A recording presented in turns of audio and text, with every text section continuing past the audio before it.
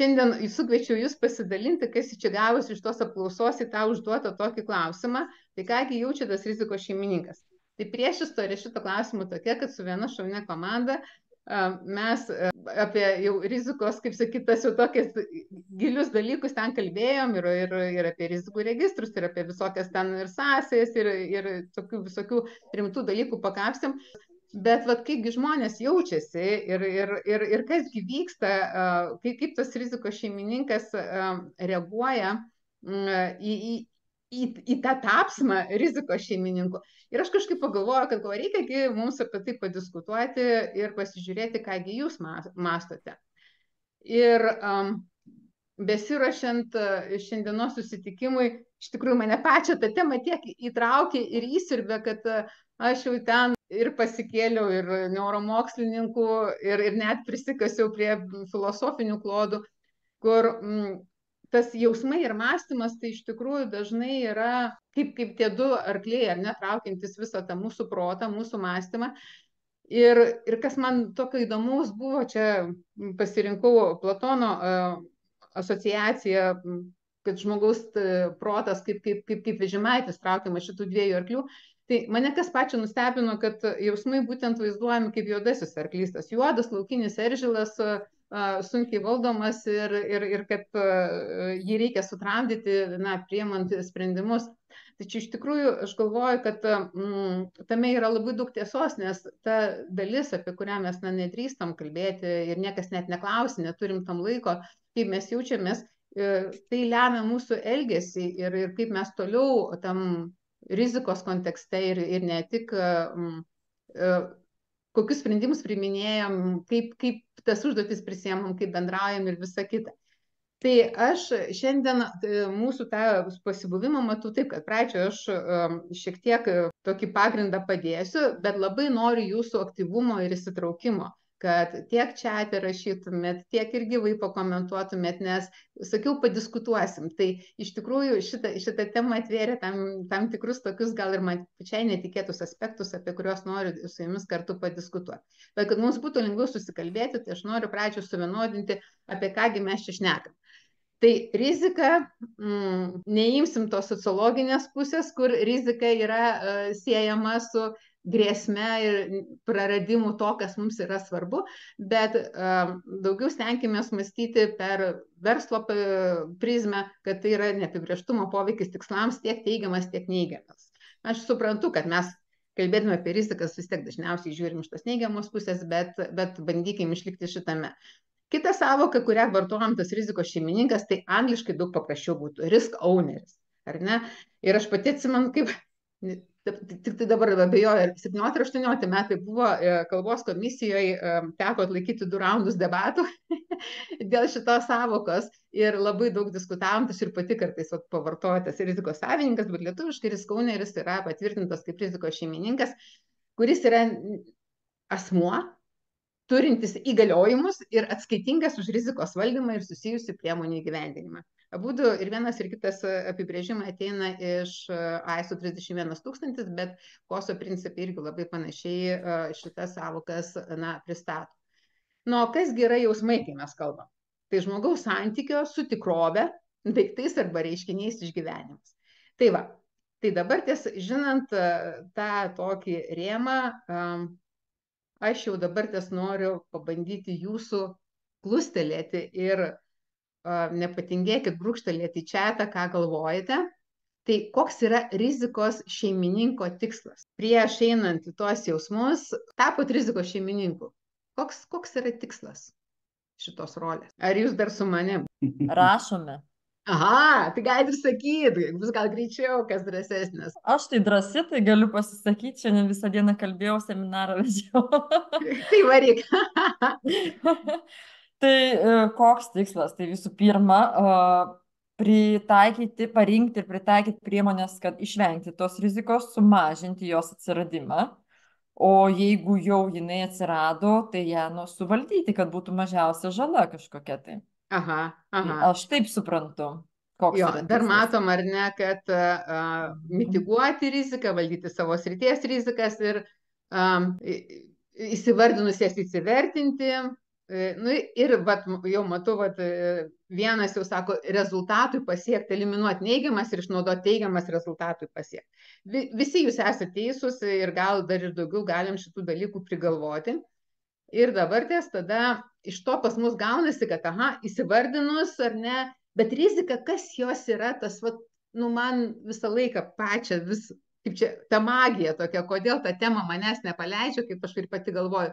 Tai greičiausiai yra apie tai, kad rizika tuo pat metu, jinai tokia yra be galo keistas dalykas, jinai yra ir reali, ir mūsų susikurta. Ir šitoje vietoje, ar ne, nu tas realumas, tai ta prasme, juk dar nieko neatsitiko, kai mes kalbam apie riziką. Ir jūs sakote, ar ne, įsivertinti, mitiguoti, kad tas rezultatas įvyktų, viskas yra teisingai. Bet mes su jie dirbam ir tikėdamėsi, kad nieko neatsitiks. Ir va šitoj va vietoj turbūt viena iš tų priežasčių, kodėl apie tuos jausmus, ta jausmų paletė tokia plati atsiveria, kad mes kūriam savo santykius su ją. Jos tas realumas vienam kontekste ir vienoje situacijoje jinai yra gana didelė grėsmė ir reikšminga, o kitoje situacijoje mes pro ją sakom, ne, yra teoriniam lygmenį gali būti, nu, bet tikrai neturėtų nieko čia įvykti, ar ne? Tai jeigu mūsų visi darbuotojai sveiki ir pas mus linijos visos veikia, tai ir mes esam užsakymus sąmoningai duodam pažadus, matydami savo aprautumą ar ne, ir turėdami tam žaliavų ir labai gražiai žinodami, kaip tenais, kiek laiko mes užtrunkam jį pagaminti, tai kad mes jo laiku nepagaminsim, nu, tai jau tokia labai teorinė rizika.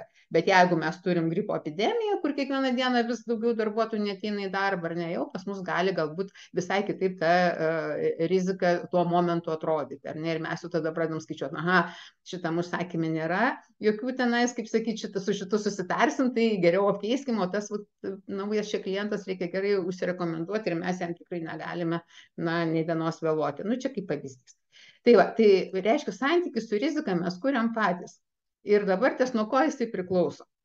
Tai pirmas dalykas, ar ne, tai labai priklauso jisai nuo tikslo, kokio tikslo mes siekiam ir pačios tos rizikos suvokimo. Kitas momentas yra mūsų santykis su rizika priklauso nuo mūsų vidinio ir išorinio konteksto.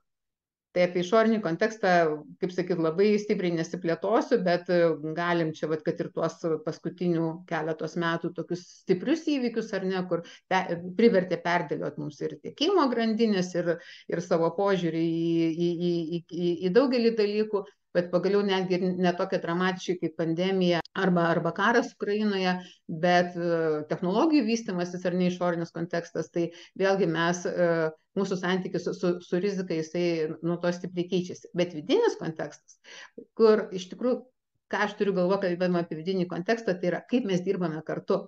Tai realiai yra, kokia čia ta mūsų yra ta vidinė kultūra, kokia čia ta mūsų yra struktūra, kaip mes tas savo vaidmenis ar ne prisiemam, ar mums juos primeta. Tai vat nuo vidinio konteksto irgi labai tas santykis priklauso. Ir tada keliaujam, kad yra ta rolė rizikos valdyme. Tas rizikos šeimininkas, mes galim tapti jo savanoriškai, ar ne? Sakyti, taip, žinoma, tai yra tas sritis, už kurią aš atsakingas, aš prisiemu visas tas rizikas ir man tai yra svarbu ir aš apie tai galvoju ir iš tikrųjų didžiuojuosi, būdamas rizikos šeimininku. Bet lygiai taip pat ta rolė gali būti primesta, kai mums, na, nuleidžia ir sako, žiūrėk, šitos rizikos šeimininku būsi tu. Jėzus, tai ką dabar su to daryti? Tai va. Ir paskutinis punktas, kuris labai stipriai formuoja mūsų santykį su rizika, tai yra kasdienės praktikos. Ar kasdienės praktikos, turiu galvoje, jose yra erdvės kalbėtis apie rizikas, ar tas rizikų valdymas yra visiškai atskiras procesas, kuris, na, izoliuotas nuo mūsų veiklos. Tai visi šitie dalykai lemia tą mūsų santykį ir būtent iš jo turbūt ateina ir tos mūsų jausenos, kurios signalizuoja apie santykį, kurios mums yra labiau ar mažiau raudona ta vėliavėlė, kad mums reikia grįžti ir persižiūrėti, kaip šitie elementai pas mus yra suvokiami, kaip pas mus jie yra išpildomi. Tai va, dabar prieinam prie tos įdomiosios dalies, dėl kurios aš jūs visus tą antradienio vakarą ir susikviečiau, tai kai uždaviau tą klausimą, o tai kaipgi jaučiatės tapę rizikos šeimininku, parinkau 4 tuos pasirinkimus, na, pakankamai sąmoningai. Atsakomybės jau net nedėjau, nes galvoju, nu vis tiek žmonės vis tiek atsakomybę vienokią ar kitokią jaučia, tapdami to rizikos šeimininku. Tai baimę jau žinojau ir iš anksčiau, taip pat ir apmaudas jau yra tekę susidurti. O va tas palengvėjimas ir kaltė, tai buvo tokie, na, gal šiek tiek šūviai iš tokių nuogirdų. Per komentarus atsakinėdami į klausimą, nes reakcija tikrai buvo nemenka, tai iš viso 89 žmonės, na, sureagavo vienaip ar kitaip ir savo nuomonę išreiškė balsuodami skirtingose šalyse. Tai taip pat buvo paminėtas azartas, kas iš tikrųjų gal mane šiek tiek ir nustebino. Ir aistra, tai aistrą aš pridėjau gal pati, nes galvoju, gerai, tai kaip aš jaučiuosi, koks tas mano santykis su rizika. Ir ta aistra kyla iš to, kad yra tiek svarbus tas tikslas, kad tos rizikos, kurios atsiranda, kurias pradedi suvokti, kurias pradedi atpažinti, na, tas jų suvaldymas tampa tokiu, kelia tik tai, kaip sakyti, gerus jausmus, tas aistra tikslui permuša visus kitus galimus jausmus apie riziką. Tai čia apie mane pačią, o kaipgi jaučiatės jūs. Šitą skaidrę čia daug teksto dabar, aš suprantu, čia įdėjau print screenus iš LinkedIno, nes ten vyko apklausa.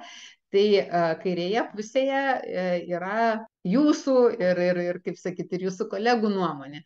Tai daugiausiai žmonių pasisakė, kad jaučia palengvėjimą, nes dabar visi žino. Šiek tiek mažiau jaučia kaltę, kad kažko nepadarė. Toliau 3. vietą užima baimė, kad nesuvaldysit vienas. Ir čia aš turiu prisipažinti, kad mano išankstinis stengiausi neturėti lūkesčių, bet šiek tiek nustebau, kad visai nedaug žmonių jaučia apmaudą dėl papildomo darbo. Tai galvoju, viskas gerai, bent jau ta dalis, kuri sureagavo į mano šitą klausimą, iš tikrųjų su rizika turi visai konstruktyvų santykį. Dabar iš karto atkreipiu dėmesį, šiek tiek skiriasi pati formuluotė klausimo. Taip jau atsitiko, kad gavosi ne visai tiesioginis atitikmuo anglų kalba, bet kadangi ten turėjau bičiulį, kuris tame taip pat dalyvavo, jis, na, pervertė per savo bendruomenės, per savo burbulo labiau suprantamą kalbą ir įdėjo, kad tampate rizikos savininkų projekte. Ir gali būti, kad būtent tas kaltės jausmas, nes jeigu kaip vyksta projektų rizikų valdymas, tai vis tiek kiekvienas projektas yra naujas dalykas ir tenai tos kaltės yra mažiau, nes dar niekas neįvykę, dar mes tik tai planuojam, pradedam tą projektą, vyksta ir galbūt tas kaltės jausmo jo atsiranda mažiau. Čia aš tokią prielaidą darau, nes su atsakiusiais padiskutuoti dar kol kas neturėjau galimybės. Tačiau ir turbūt gali būti, kad dėl to tas ir frustracija dėl daugiau darbo vyksta, nes mesgi tiek daug visko prisiplanuojam užduočių ir jeigu dar su rizika atsiranda dar ant viršaus užduotis, tai iš to kyla tas susierzinimas. Bet palengvėjimas apie tai, kad rizika yra įvertinta, jinai pagauta ar ne, ir ta atsakomybė priskirta, jisai ir vienoje ir kitoje auditorijoje buvo išsakytas, na, kaip pagrindinis jausmas, daugiausiai balsų sulaukęs, na, ir baimė irgi tikrai yra nesvetima.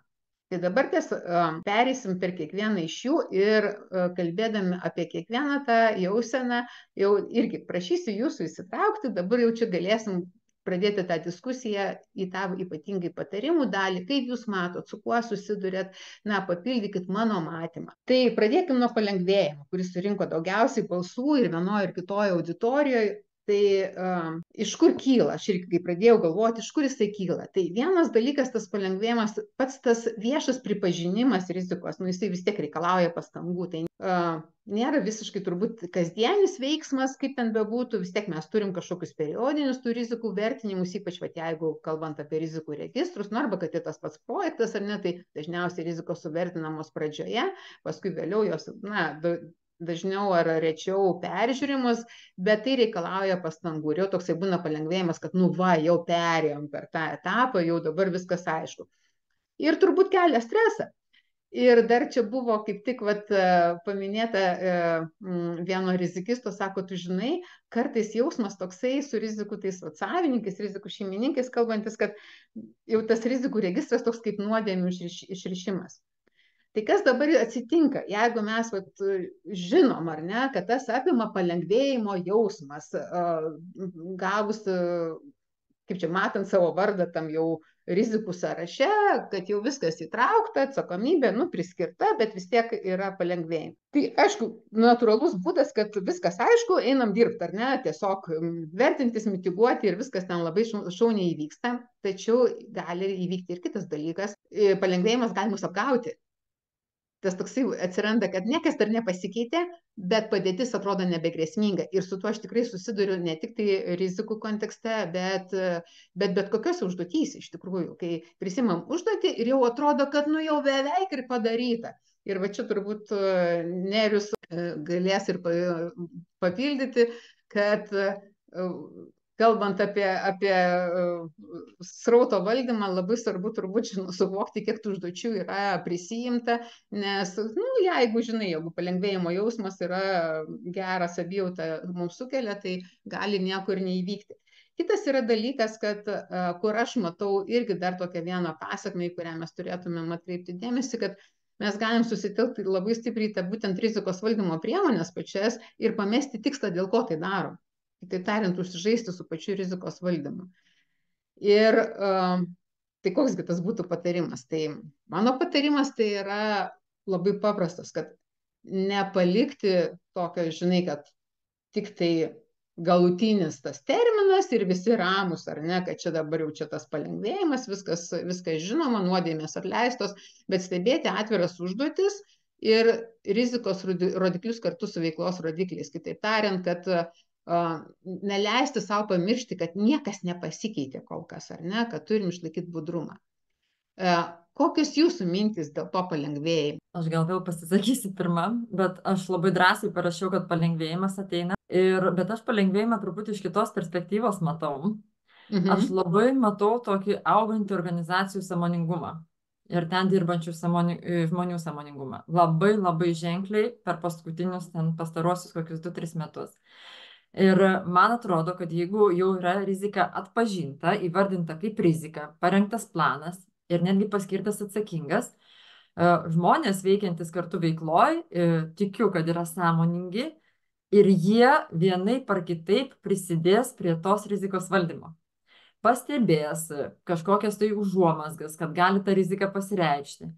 Galimai pamastys ir pagalvos, kaip jie, būdami šalia, irgi tam ar projekte, ar veikloj, gali prisidėti, kaip jų veikla gali padėti suvaldyti tą riziką. Tai aš iš tos perspektyvos, kad jeigu jau yra ta rizika atpažinta, yra priskirtas savininkas, man atrodo, kad organizacija visa jau susivienyje tos rizikos valdymui. Tai aš iš tos perspektyvos supratau, pajaučiau, kad tai turėtų sukelti palengvėjimą. Jo, žinai, tikrai tą dalį dėl sąmoningumo didėjimo tikrai aš irgi labai galiu tik tai patvirtinti, nes vyksta kažkokie, sakyčiau, tektoniniai lūžiai, netgi rizikos valdyme ir santykėje su rizika. Tai, bet aš galvoju, kad aš, žinai, būtent suprantant šitą, kad, žinai, kad, kaip čia vis dėlto, neužsililiuoti, ypatingai jeigu dabar situacija yra kaip ir puikiai, o ta rizika, kaip mes sakėme, ne, kad jis toks neapčiuopiamas dalykas yra, tai vis dėlto įjungta stebėsenos dalį, tai turbūt irgi padėtų tą sąmoningumą išlaikyti ir neprarasti, ar ne, to budrumo. Kas dar kokių minčių turite? Kas norit sureaguoti palengvėjimą? Aš norėčiau. Sveiki, Vilma, sveiki visi. Labas, Tadai. Mane iš tiesų irgi nustebino, kad taip žmonės jaučiasi, nes, kiti sakytų, va čia krūva darbo, čia dar kažkas ar ne daugiau papildomos atsakomybės. Tai va, ir aš vis dar galvoju, kad rizikos valdymas ir yra atsakomybė, ar ne? Tai bet kuriuo atveju yra labai daug stulpelių, labai daug visokių žingsnelių, kuriuos reikia padaryti. O referuojant dar į kolegijas Jūratės, ką jūs čia dabar sakėte, aš tikrai labai irgi sutikčiau su jumis. Bet man dar labai atrodo didelė kokybė yra to šeimininko. Tai jeigu tas šeimininkas sako, aš dabar noriu sutvarkyti šitą dalyką, ar ne, aš tikrai žinau, tai man atrodo jau čia tokia organizacija iš savęs reiškia labai jau gerai valdys tas rizikas, ar ne, nes nereikia kažkam tai, nu, užkabinti viso to ir sakyti, va, čia tavo skyrius, žiūrėk, čia tokio tipo rizika, pas tave jinai. Tai va. Jo, sąmoningumo indikatorius, tikrai puiku labai. Gal dar kas nori prisidėti kažką? Vilma, labas vakaras. Labas. Aha, čia Artūras. Nu, mes su jumis truputį bendravom komentaruose Taip. LinkedIn'e, tai aš gal truputį iš tos neigiamesnės pusės pasisakysiu, kad man tai kažkaip atėjo į galvą pirmas dalykas, kad čia toks bandymas pastatyti tvorą, kad čia vat mano, o kitur tai jau ne mano. Tai vat. Ai, toksai, ar ne, kad už šitą aš atsakingas, o čia jau kiti atsakingi ir tas palengvėjimas su tuo susijęs. Taip. Aš galvoju, tas mums ir yra stipru, kad mes galim iš skirtingų pusių pasižiūrėti šitai, tai tikrai nėra vienareikšmis, nes tema tikrai nėra, vad matau, pasidalinau kartu ir atsakomybę, dabar kiti atsakingi. Matau, vad irgi dar prisideda prie šito tavo matymo. Tai ir aš galvoju, kad mums irgi yra labai svarbu įsileisti abejonės, ar ne, ta prasme, kad nėra vienos tiesos ir išgirsti skirtingus matymus. Gal dar kas kokių minčių turit, ar ne, kad, su to palengvėjimu, kad jisai, būtų tas gerasis palengvėjimas, ar ne, ir kad mūsų nestabdytų, tai gal kokių patarimų turit, ką galėtumėm pritaikyti organizacijose, žinant, kad daug ką apima būtent palengvėjimo jausmas. Aš dar klausant tavęs, Vilma, ir kitų dalyvių, tokia mintis man atėjo į galvą. Ar jausmai, jausenos, kurias mes patiriam rizikų valdymo kontekste, nėra susiję su mūsų kaip organizacijos ir pačių rizikų vertinimo branda. Ir matyt, tas palengvėjimas, jisai galbūt prie patarimų dalies, galbūt jį galima sukurti kaip gerą jauseną, turint teisingas patirtis, jeigu organizacija tik pradeda eiti rizikų valdymo keliu. Labai gera mintis, kad būtent siekti pačiu procesu, kurti gerą į tą jausmą, tą sąmoningo palengvėjimo jausmą. Ačiū, Ernesta, labai, labai gera įžvalga. Nu ką, judam prie sekančių, dar 3 laukia. Jeigu galima pasisakyti. Žinoma, klausau. Pritarti Artūrui. Man asmeniškai palengvėjimas atsiranda tada, kada rizika yra tinkamai eskaluota. Net tiesiog yra kažkur registrė, bet jį tinkamai pristatyta ir aukščiausia vadovybė ją žino, pastebi ir, sakykime, tas riziko valdymo planas pagaliau patvirtintas. Tada, tada jau žinom, kad prasidėjo valdymas ir nereikia pergyventi. Supratau, labai irgi tokia ramybė ateina, ar ne, kad tinkamas dėmesys jai skirtas, nes dabar visi žino labiau, ta dalis akcentuojama. Labai gerai, tai važiuojam toliau. Čia tokį įdėjau intarpą prieš perinant į kitus, nes lyderis vis dėlto lyderiaujantis jausena nusipelno biškį daugiau dėmesio. Tai iš tikrųjų su tom rizikom, ką ir kalbėjau, mes dažnai labai vis tiek, viskas prasideda nuo to, kad mums svarbios pasiekmės yra. Mes galvojame apie pasiekmes ir kaip jūs patys sakėt, rizikos šeimininko vis tiek tas tikslas yra, kad tų pasiekmių neįvyktų arba jeigu jos jau įvyktų, kad kuo mažesnis poveikis realus būtų. Ir įlendam tada į tas priežastis, galvojam, gal čia priežastis, o gal šita priežastis numeris 1, o gal šita priežastis, ir tų priežasčių mes galim bilekiek ar ne ieškoti ir kartais rizikų registruose tikrai matau tokias litanijas, tiek pasiekmių, tiek priežasčių. Ir čia tik tai noriu labai trumpai pasakyti, yra palengvėjimo jausmą mes tikrai galėsim kurti kartu su proceso dalyviais, jeigu nepamesim tikslo. Kad nepamiršti, kad tikslas ne tai, kad suvaldyti riziką, bet ta prasme, kad ta rizika, jos pasiekmės mums svarbios siekiant kažkokio mūsų tikslo, kas tai bebūtų. Verslo augimas, klientų pasitenkinimas, pelningumo didėjimas. Kokį mes bematytumėm tą savo didelį tikslą, ar ne, rizikos, jų pasiekmes mums svarbios ir priežastys mums svarbios, tik tai sąsajoje su tikslu. Tai šito aš labai linkiu nepamesti ir mano galva tas labai nuima tos įtampos rizikų šeimininkam, nes tada, kai jie mato, kad tas sąmoningumo, tas geras jausmas ateina, kad šitą riziką valdydamas aš galiu lengviau pasiekti tikslo, kuris yra prasmingas mums kaip organizacijai. Tai manau, kad va čia ir yra turbūt tokia va ta kertinis akcentas, kurį būtent prie šitos jausenos noriu paminėti. Gerai, tai dabar ties kitas jau toksai keistesnis, ar ne, klausimas, tai yra apie kaltę. Kaltė, kažko nepadariau, ar ne, tas toks ateina. Nu, aš irgi susimaišiau, klausiu, gerai, tai iš kur kyla, kadangi pati vis tiek didelis tas ir operational excellence, ir rizikų valdymo patirtis yra. Tai vienas dalykas, aš galvoju, ateina iš tos asmeninės atsakomybės, kad procesų savininkas jaučiasi asmeniškai atsakingas už procesą ir jeigu na, tame procese yra nurodoma rizika, kas dar blogiau atsitinka, jeigu ta rizika ne pats proceso šeimininkas mato, o jam kažkas sako, žiūrėk, čia yra rizika ir tu būsi atsakingas, nesgi tavo procesas, tai vat, jam tikrai ta tokia, gaunasi toksai, žinai, tarp apmaudo ir kaltės turbūt tas toksai, kad, nu, tai vėl kažko nepadariau, čia man kaip bleimina mane, kaip priekaištas. Kitas dalykas tai yra iš to funkcinio susiskaldimo, gana dažnai kaltė turėtų kilti, kada tos tarpusavio sąsajos ignoruojamos ir tada vat vėlgi. Ir dar vieną tokį dalyką galvoju, kas iš tos kaltės ateina, tai va tas požiūris į riziką mūsų tas toks siauras, kad visos galimos rizikos yra blogis ir kad mes turim kuo daugiau identifikuoti tų rizikų ir jas visas būtina pašalinti ir kažkaip mitiguoti. Bet čia vat kaip tik vėlgi tas kyla iš to paties, kad mes prarandam sąsają su tikslu. Tai dabar kokios galimos pasekmės iš tų va, tokių jausmų kylančių iš to kaltės jausmo, jeigu mes tą kaltės, jeigu rizikos šeimininkas jaučia kaltę, tai rizikos visam tam valdymui mūsų organizacijai. Tai vienas, ne, tai nu, yra galimybė, kad rizikos bus nutylimos. Nu, nefainas jausmas yra, mes vis tiek visi, mes žmogiška natūra, natūralu, kad mes įvengsime savo neigiamų jausmų ir saugosim save nuo jų. Gali būti vengiama dalintis informaciją. Aha, kažką aptikau, tyliai ramiai susitvarkysiu ir tada, vat, žinau, kad rizikistai kartais guodžiasi, kad sako, Džysus, sako, padaro, tai jie visko daug, šaunuoliai, bet sako, prasisuka, mes net nesužinom apie tai, nes, paėmiau, radau, sutvarkiau ir tiek žinių. Ir va tas dar kitas momentas yra, kur procesai tobulinami lokaliai ir neatsižvelgiant į galimą įtaką bendram rezultatui ir iš to tada gaunasi, kad netgi tie patys veiklos patobulinimai, jie gali būti tiek riziką mažinantis, tiek riziką didinantis veiksniai.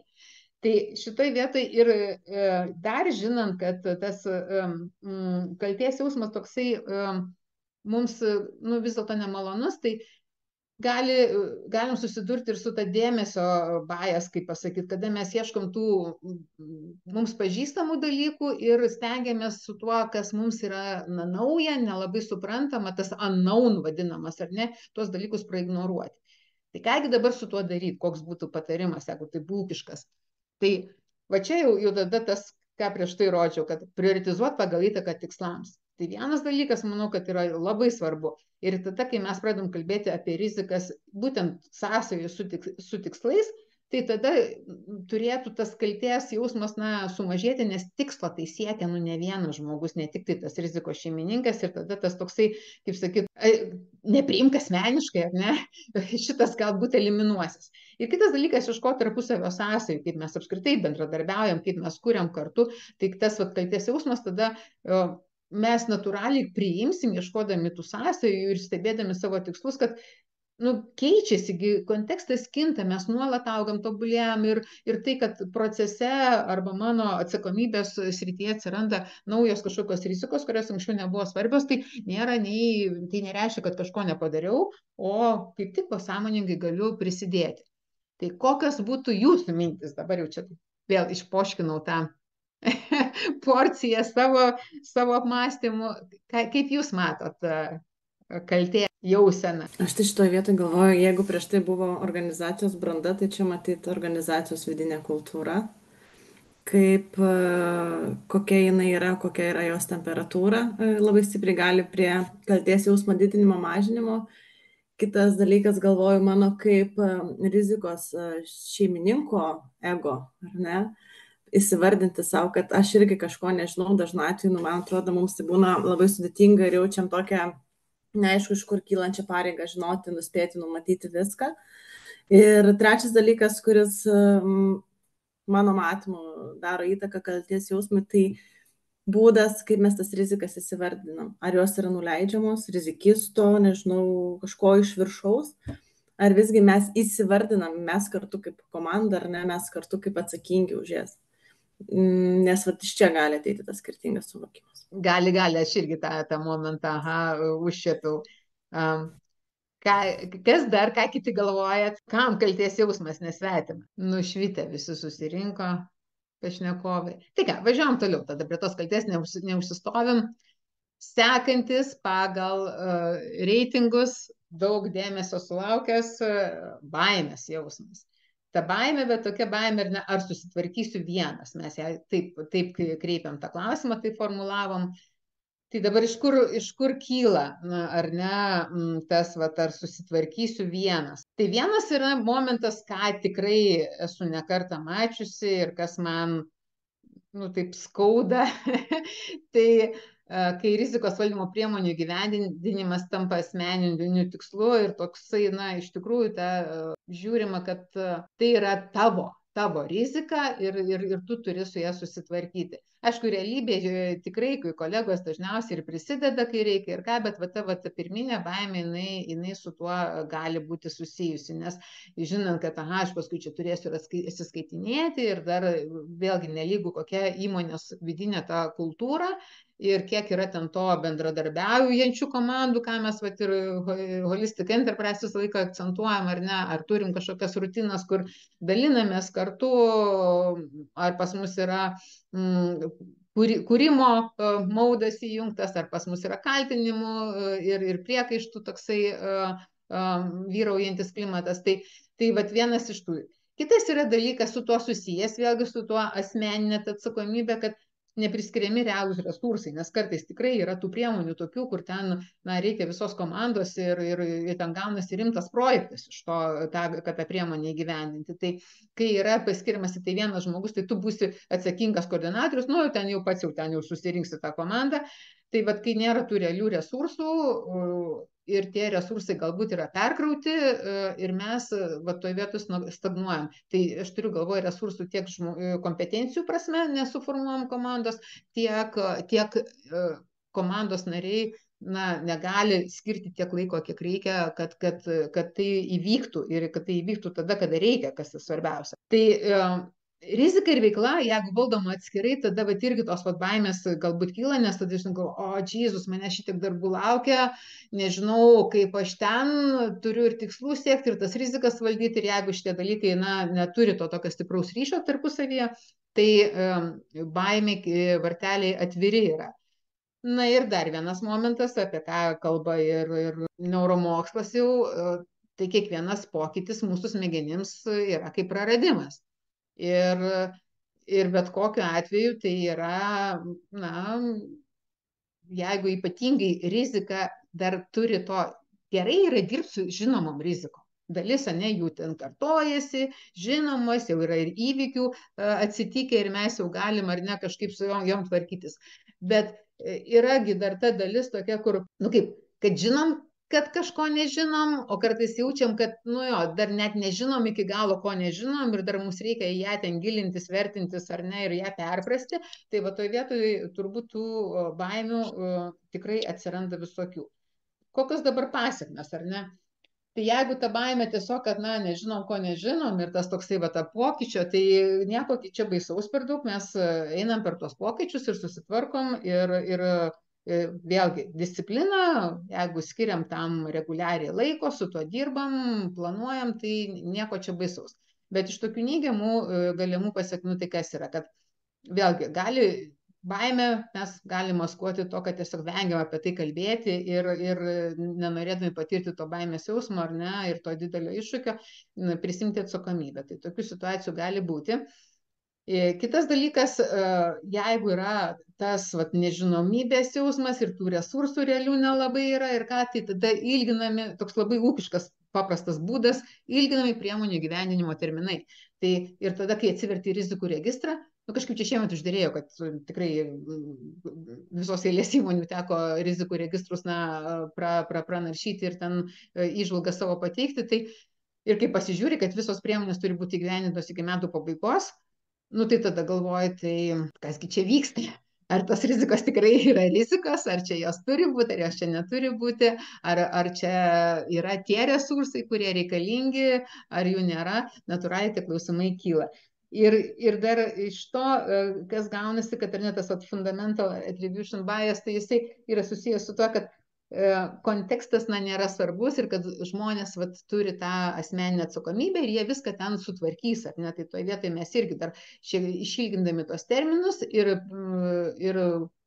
tik tai matydami tą vieną asmeninę atsakomybę už rizikos priemonės, tai rizikos šeimininko asmenyje, mes irgi rizikuojam, kaip sakyt, užsiliuliuoti ir nematyti, kaip kontekste keičiasi tos rizikos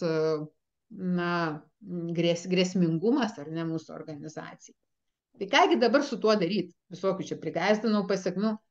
Tai esminis principas, tai kaip ir turbūt bet kas, ar ne, tiek ir procesų valdymas, ir operational excellence veiklos, ir visokių pokyčių ir patobulinimų gyvendinimas, tai kad rizikos valdymas turėtų būti komandinis sportas, ar ne, kad tai tikrai ne po vieną ten, kas baisiausia, neatsiuntė lentelę, susigalvok savo rizikas, ar ne, ir dar ten nusistatyk visą kitą. Tai mes turėtume diskutuoti komandai ir vėlgi pasikartosiu, įsileisti abejonę.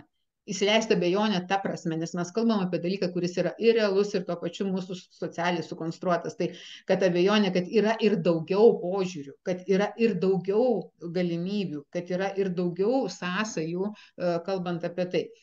Ir jokiais būdais neatsieti nuo verslo valdymo. Tai rizikos ir verslo valdymas atskirai tikrai nieko gero neneša.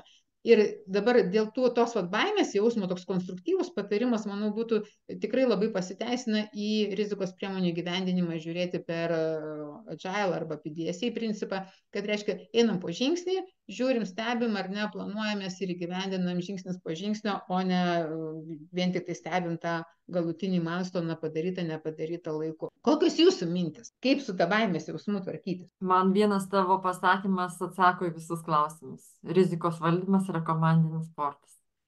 Ir kuo pas mus ta kultūra bus tokia draugiškesnė, bendradarbiavimas, komandiškumas, tai manau, kad tos baimės galėtų būti sumažėti iki minimalaus. Tai labai labai taikliai pasakyti. Ačiū, Jūratė. Gal dar kažkas rezonuoja, kokių minčių turi? Aš irgi pritariu. Ne, aš dar galvoju prie tų patarimų, ar ne, ir man siejasi, iš kur tai kyla, aš įsivaizduoju, kad susitarti, kiek tų rizikų mes pajėgūs suvaldyti, nes baimė, jeigu tos rizikos ir jų kiekis kaip koks, nežinau, krioklys pasileidžia, ar ne, į rizikų šeimininkus, tai baimė gali kilti, kad tokio krepšio rizikų aš net ir su komanda nebesuvaldysiu. Ir tas komandinis sportas, jis tampa jau olimpiniam žaidynėm. Tai šitoje vietoje labai aiškiai susitarti, kokia ta apimtis yra, kur yra tie top didžiausia įtaka mūsų siekiams. Bet čia, žinai, čia šitas momentas, jeigu prarandam ryšį su verslu, žinai, ir mūsų tais, didžiaisiais tikslais, ir tada į tą riziką, tada tokį, kad, kaip aš sakau, rizikų registrai pavirsta tokiom, begaliniam litanijom, ne? Atsimenu, kai buvau mažas vaikas, biškai, gal nukrypimas toksai. Tai kaime močiutė būdavo vakare, labai mėgdavo aš pas ją į lovą įsirangyti ir pagulėti. Ir man, žinokit, prisipažinsiu, man taip gražu būdavo ta visų šventųjų litanija. Nes močiutė sukalbėk litaniją. Ir man tokia kaip lopšinė būdavo, žinai, ten. Oi, nebeatsimenu dabar jau tų žodžių, bet ten visokiausiai ten tie vardai tokie iš Biblijos ir tas toksai bu. Tai rizikos registrai, man kartais išvirsta, ką tu sakai, Ernestai, tas litanijas. Todėl, kad prarandam ryšį su tikslu, bet labai svarbu šitas pastebėjimas. Tikrai ačiū tau. Man net ateina, žinai, tas toks palyginimas, vaizdinys kaip skruzdėlynas. Jeigu visos skruzdėlynė kažką tai daro, surask tą, žinai, svarbiausią skruzdė didžiausią, tai su tais dideliais rizikų registrais kažkaip taip kartais būna nutinka. Jo, ir sąsaiškumas tarp atskirų rizikų. Jeigu mes pradedam galvoti, dar netgi, ta prasme, ne tik tai su procesais esų ieškoti ir tikslais, ar ne, bet ir tarp pačių rizikų, tai vėlgi kartais labai stipriai patrumpėja tie rizikų registrai. Arturai, tu dar kažką norėjai pridėti? Tai aš norėjau pritarti. Tam, kad, ta prasme, ta atsakomybė, tai jinai, aišku, jinai turi kažkokią atspalvį ir tos baimės. Ir tada labai priklauso nuo įmonės kultūros, ant kiek tu turi palaikymą, ant kiek va, tas komandinis darbas. Ta prasme, ar tave paliks vieną, ar tau kas nors padės, jeigu, sakykime, kils problemų. Ačiū. Gal dar kas norit kažką pridėti prie šitų? Gerai. Pabaigai liko apmaudas. Tai apmaudas mūsų auditorijai nebuvo labai populiarus, ar ne, pasirinkimas dėl to papildomo darbo. Ir jau čia turbūt mes didelę dalį apšnekėjom sąsajų su kitais jausmais. Tai iš kur kyla, ar ne? Tai jeigu vienas momentas, kur yra, manau, labai svarbus to apmaudo šaltinis, tai jeigu ignoruojamos jau taikomos rizikos valdymo priemonės. Ir rizikos valdymo priemonės gali būti dalykai, kurių mes šiaip net neklasifikuojam, tai yra tikrai ne tik kontrolės. Mano giliu įsitikinimu, tai kontrolė yra pati brangiausia ir mažiausiai efektyvi priemonė iš tikrųjų užtikrinti rezultatui, bet turim visokių kitokių gerų dalykų. Negi, pavyzdžiui, tas pats, kad jeigu mes turim komandinius susirinkimus, kurių metu planuojam, kurių metu stebim savo rodiklius, ar ne, tai jau mes galim valdyti riziką, jeigu tie rodikliai yra susiję būtent su viena ar kita rizika. Tai ir kitas momentas, tai čia jau turbūt kas buvo jau minėta ir anksčiau, kad kai žiūrint, kaip vyksta tas rizikos vertinimo visas procesas, kad jeigu tos rizikos nuleidžiamos iš viršaus, kažkas žino geriau, kokios šitos rizikos mūsų didžiausios, tai apima tas jausmas, kad rizikų registrai vardintos rizikos nėra didžiausios grėsmės siekiant tikslo ir ten tas rizikų registras su ta savo litanija gyvena savo gyvenimą, o mes einam visi dirbti, nesiekti savo tikslų. Tai aišku, užduotis, jeigu mums netrodo, kad tai yra tikrai realios grėsmės, o yra svarbesnių dalykų, tai tikrai apmaudas dėl papildomo darbo gali kilti. Tai kokios šitos neigiamos pasiekmes, ar ne? Tai pirmas dalykas, tai mes suprantam, kad tokiam kontekste prikuriama feiko, bereikalingų kontrolių ir perteklinio darbo. Ir kitas dalykas, feiko ta prasme, kad rizikos valdymo priemonės stengiamės susigalvoti tokias, kad būtų lengva padaryti, kad jeigu netikim, kad ta rizika svarbi ar ne, nematom tos svarbos, kad nieko daug daryti nereikėtų, kad paukščiuką užsidėti, kad irgi toksai dar dūmų uždangą susikuriam. Ir kitas dalykas, jeigu su to papildomu darbu, ar ne, jau ir taip jau jaučiamės, kad ignoruojamos tos esamos valdymo priemonės, kad būtinai reikia kažką naujo sugalvoti, jeigu apie riziką pradedam kalbėti, tai tada žmonės tiesiog vengia kalbėti apie tas rizikas, nes jie bus nubausti. Tai ką dabar daryti? Tai esminis momentas, kur aš, kaip sakyt, stengiuosi kalbėti kuo daugiau ir iš tikrųjų yra puikių pavyzdžių, jeigu pažiūrėtume kibernetinę saugą, tai tikrai yra labai išmintingų CISO, kurie labai aiškiai sako, pirmiausia pasižiūrim, kas pas mus jau yra ir tada, kas jau veikia, ko trūksta, susikuriam ir tik tada standartizuojam. Tai čia visiškai kaip ir procesų valdyme. Standartizavimas yra paskutinė stotelė. Pirmiausia, mes sukuriam, ištestuojam, patikrinam, ar veikia ir tik tada susistandartizuojam. Tai va čia baisiausias dalykas, kas atsitinka, kad jeigu iš pradžių nuleidžiamas standartas, o tada mes pradedam stebėtis, kodėl viskas neveikia. Tai va, tai mano patarimas labai trumpas šiuo atveju ir gal turite jūs kažkokių kitokių dar matymų ir papildymų dėl to, kaip sumažinti apmaudą dėl papildomo darbo galėtum. Gerai. Tai man aktuali tema. Aha, sakyk. Aš galvoju, kaip nepadaryti to apmaudo arba kad jo būtų mažiau, tai matyti nereikėtų rizikų valdymo iš savęs kaip po tikslo tokio formuoti organizaciją. Galbūt aš labai klystu, bet kai rizikų valdymas tampa pats savaime tarsi kažkokių naujų dalykų, kurį dabar reikia labai daryti, tada atsiranda tas papildomo darbo jausmas ir apmaudas iš to. Negaliu nesutikti, iš tikrųjų. Ačiū, Ernesta. Tai va, tai šitoj vietoj einam truputėlį jau link pabaigos, tai tokį, kaip sakyti, apibendrinti. Ačiū visiems už nuomonės ir įžvalgas, dar galėsi turbūt ir pateikti, jeigu dar šiek tiek spėsim. Tai bet tai čia aš kelias skaidrės dar turiu. Tai nėra tokio dalyko kaip rizikos valdymas, ar ne, be verslo valdymo. Nėra ir negali egzistuoti atskirai, tai dėl šito mes aiškiai sutarėm. Tai čia mano, kaip sakyt, maldelė dar kartelį, kad yra du tie požiūriai. Vienas yra funkcinis, kai rizika yra, vat, ką ir Ernesta paminėjo, kad jeigu mes užsiplėskim, o čia mūsų rizikų valdymas, čia kuo daugiau tų rizikų, čia, o dar jeigu ateina tai iš išorės spaudimas, kaip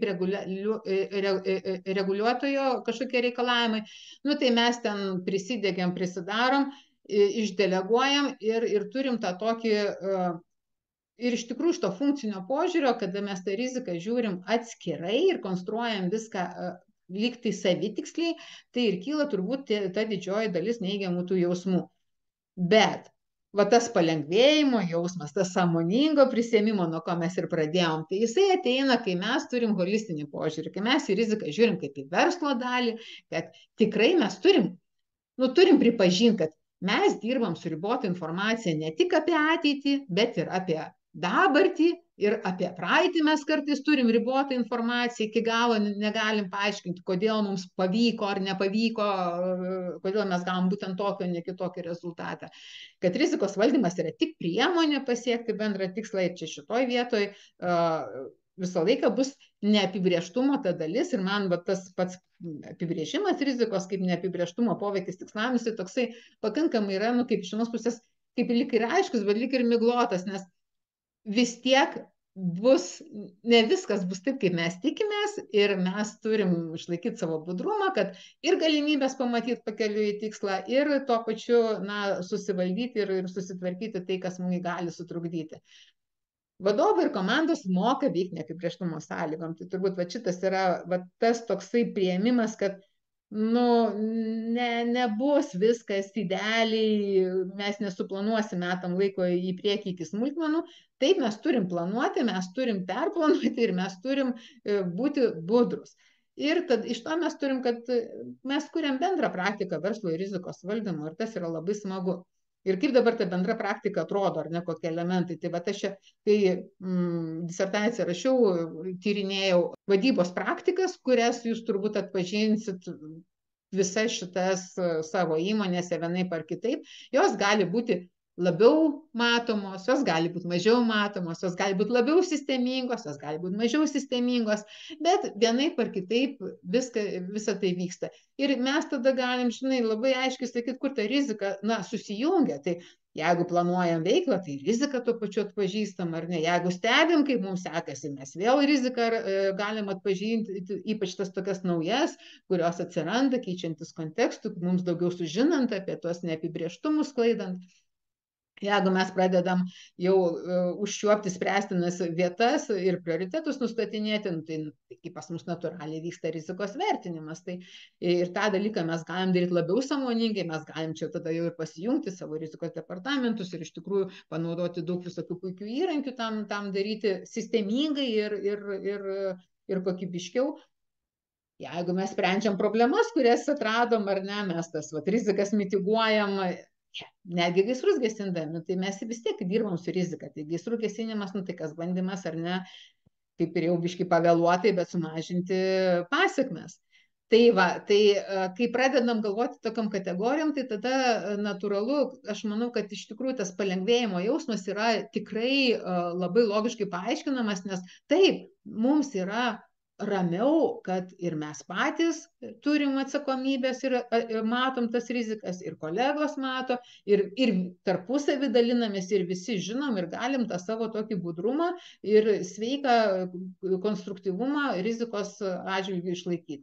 Tai dabar susumuojant, ką jau buvom kalbėję apie tos patarimus, tai pirmas, ar ne, turbūt tas nulinis žingsnis būtų susitarti, ką ir kodėl darom su rizika, kad tai yra ne savitikslis, o kad tai yra kaip priemonė tikslam pasiekti ir ko mes čia tikimės iš to rizikos šeimininko ir kaip mes dirbam, ar ne, su tuo.